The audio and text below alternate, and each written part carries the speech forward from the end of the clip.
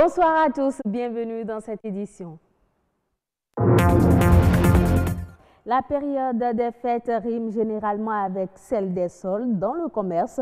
Quel sort est réservé à ces marchandises invendues après cette période? On en parle dans cette édition.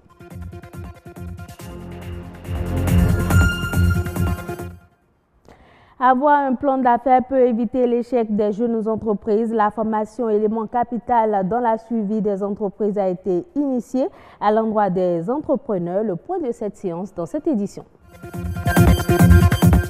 De nombreux métiers interviennent dans le déploiement de la fibre optique. C'est un secteur pourvoyeur d'emploi. La jeunesse doit être outillée en attendant son effectivité au Bénin.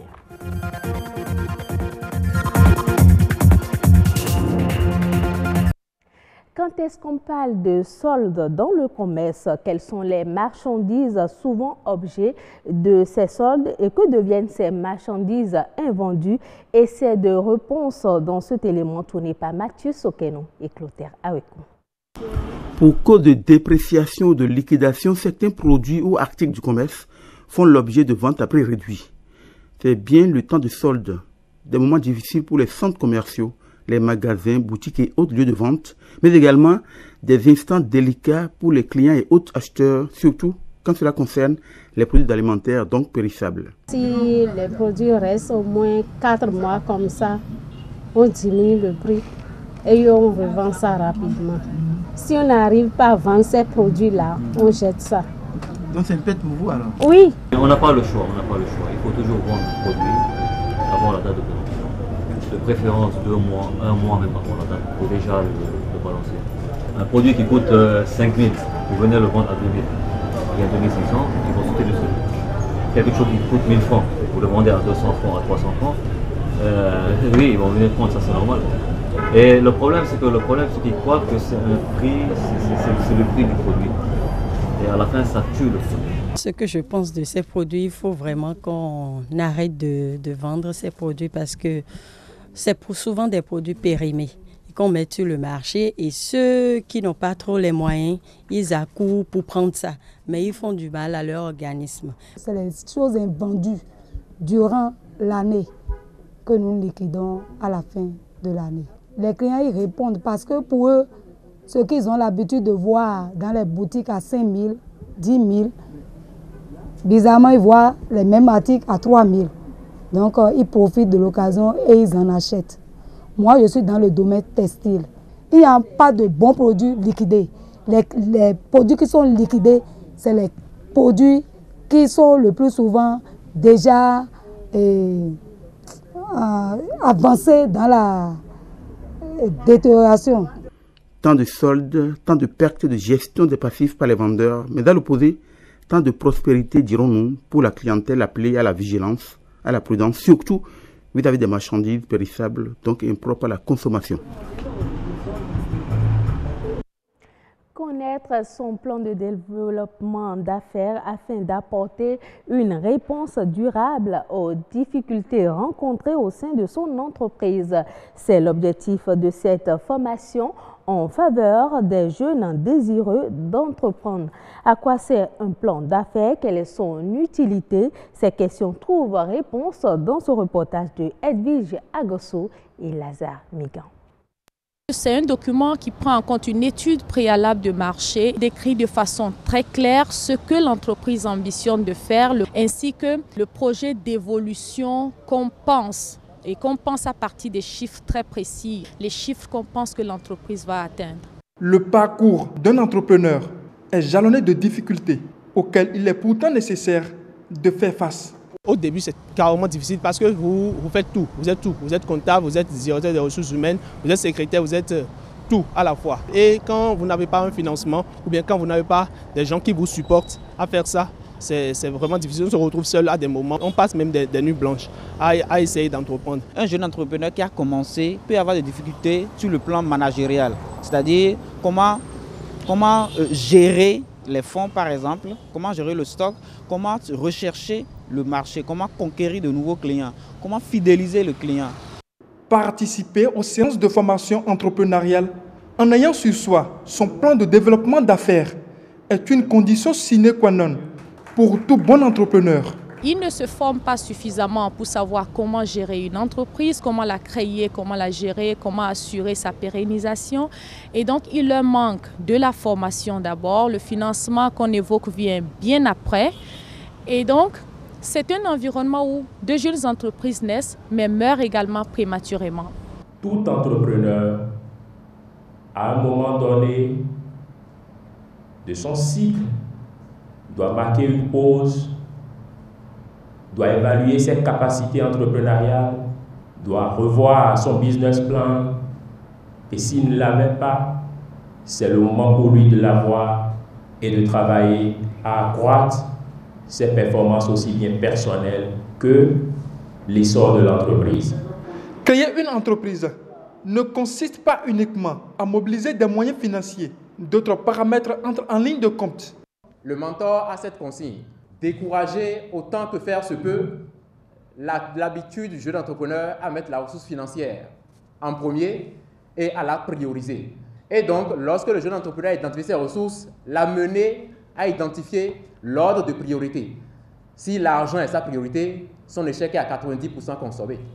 Et pour éviter l'échec, la planification est fondamentale pour toute entreprise tout au long de son existence.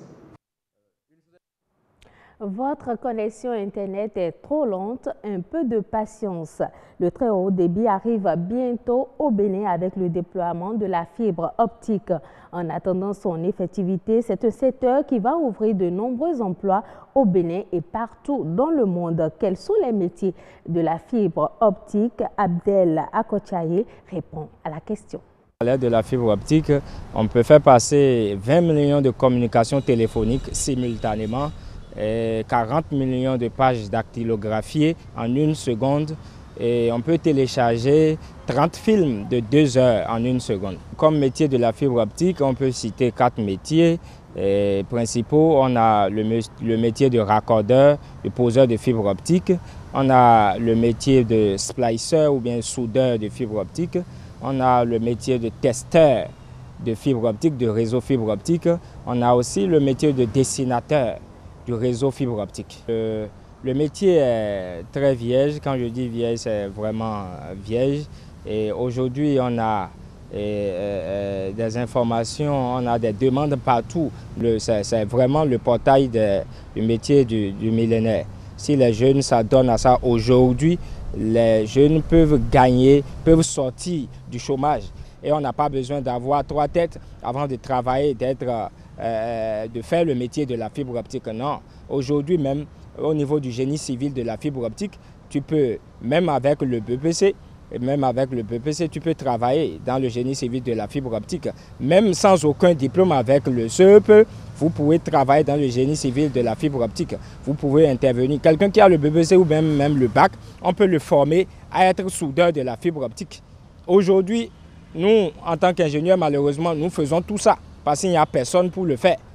L'image que nous projetons, c'est que les jeunes aujourd'hui se mettent dans la tête qu'ils ont déjà un champ ouvert d'emploi, qu'ils se mettent dedans, et ceux qui sont encore à l'école, qui se mettent dans ces filières-là techniques et choisir, arriver à l'université, ils pourront facilement faire le métier de la fibre optique. Parce qu'aujourd'hui, c'est un métier.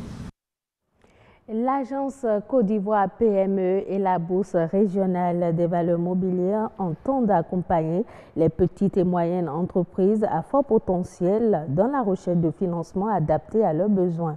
Un protocole d'accord formalisant la coopération entre les deux institutions a été signé ce lundi au cabinet du secrétariat d'État chargé de la promotion des PME.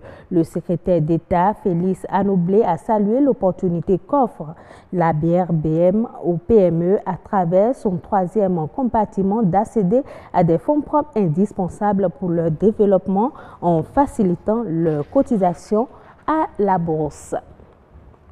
Au Sénégal, le programme alimentaire mondial a visité avec ses partenaires financiers ses différentes réalisations dans la région de Matam, des opérations qui visent principalement la lutte contre la malnutrition. Reportage.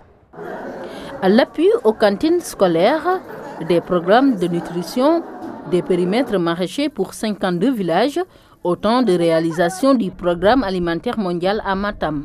Le PAM, avec ses partenaires financiers, contribue ainsi à la lutte contre la vulnérabilité dans cette région. Je crois que c'est essentiel, vous voyez, cette action de proximité qui vient appuyer les efforts du gouvernement sénégalais, dont on sait qu'ils sont très importants. Parce que la malnutrition, il faut lutter contre ce problème par tous les moyens. Mais c'est aussi l'action en matière d'éducation, en matière de santé, en matière d'agriculture. La France est heureuse d'aider le PAM depuis maintenant 1962. Alors, le Luxembourg est actif au Sénégal depuis plus de 30 ans et notre action s'est toujours ciblée sur les secteurs sociaux de base. Pour la nutrition de base, on s'est longtemps engagé au niveau du PAM. Et pourquoi est-ce qu'on a choisi le projet qu'on visite aujourd'hui, c'est-à-dire l'appui aux cantines scolaires? Parce qu'on trouve que c'est le lien entre l'humanitaire et le développement et surtout pour aller vers un développement durable qui se porte dans la communauté. Cet accompagnement du PAM va à terme aider les populations bénéficiaires à devenir plus autonomes et plus résilientes. Donc, il y a quelques années, nous étions sur une approche plus de crise, lorsqu'il fallait réagir, lorsqu'il y avait des crises nutritionnelles. Mais aujourd'hui, nous sommes dans une approche préventive et le Sénégal s'est fixé justement comme objectif de réduire et voire éliminer la malnutrition sous toutes ses formes d'ici 2025. Nous avons visité des programmes de nutrition, que ce soit la prévention ou le traitement. Nous avons visité des programmes de création d'actifs. Tout ceci nous réconforte qu'on a investi là où on devait investir. Donc ce sont des programmes sur lesquels nous investissons pour aider les populations de cette région à devenir plus résilientes. On est convaincu que les populations que nous assistons et le gouvernement sont sur la bonne voie. Avant ces visites de terrain, le PAM, ses partenaires et les différents services concernés ont tenu une réunion de travail avec le gouverneur de la région de Matam. Au sortir de cette rencontre, l'autorité administrative s'est dite satisfaite des activités qu'effectue le programme dans la région. Le Kenya devrait enregistrer une croissance de 6,3% en 2019. D'après le gouverneur de la Banque centrale, cette croissance devrait être tirée par les activités du secteur agricole et les services. Dans un contexte économique mondial tendu, le gouverneur a indiqué que le pays bénéficiait encore d'une confiance assez forte de la part de ses investisseurs et de ses consommateurs. Il a aussi invité les autorités du pays à prendre des mesures pour protéger l'économie. C'est la fin de cette édition. Merci de l'avoir suivi.